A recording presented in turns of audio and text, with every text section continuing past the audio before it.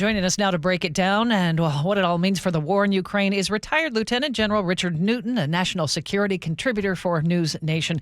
General, good morning. Can you just explain exactly what happened with this drone incursion in Poland? Well, good morning, Amanda. Good to be with you and Charlie again.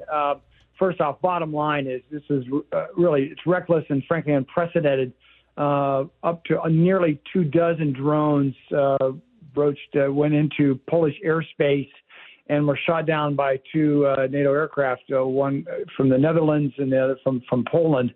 There could have been other aircraft involved as well, but this is a dangerous situation. And as Russia commits its forces in a way that the largest drone and missile attacks since the beginning of the war actually occurred over the weekend, Amanda. And apparently what happened less than 24 hours or so ago was some of these drones actually went into Polish airspace. Some reported that they actually had gone from Belarus, crossed over Ukraine, and it hit the Polish border. And it was the deepest penetration of Russian drones inside of Poland to date. So it's quite a serious situation. Why is it so much more serious if a Russian drone, for example, attacks Poland than it would be in Ukraine, at least in U.S. interests? Well, first and foremost, these unprecedented attacks, really, we're going nearly 1,300 days of this war. Russia has really stepped up its drone and missile attack, as I mentioned previously. But they have not attacked a nation outside of Ukraine. In this case, these drones, I think mistakenly, actually went into Poland, perhaps. But that would really cause a concern for not only Poland, but for the entire North Atlantic Treaty Organization and Alliance because of Article 5. If an adversary attacks a NATO member, that means really all 32 NATO members have been attacked and so forth. And it would be a much heightened, much more serious response, I think, would come from NATO. On that point, Charlie, what this recent incursion of these Russian drones have really compelled the NATO leaders to put into effect Article 4, which calls for, it's the really now consultations of all 32 member nations, and they're doing that as I speak right now, to determine what their collective response will be. Any response from President Trump so far?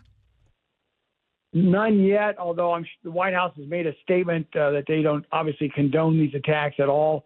And the fact is that really what the most recent White House announcements have been against these, again, really wide-scale drone ballistic missile attacks, the most we've seen since the war over the last couple of weeks, and most, certainly over the weekend. Over 820 combined drones and ballistic missiles attacking Ukrainian civilians, Amanda, across several cities in Ukraine. Also, most recently, last week, there was an attack that actually went into downtown Kyiv that hit a Ukrainian government building for the first time.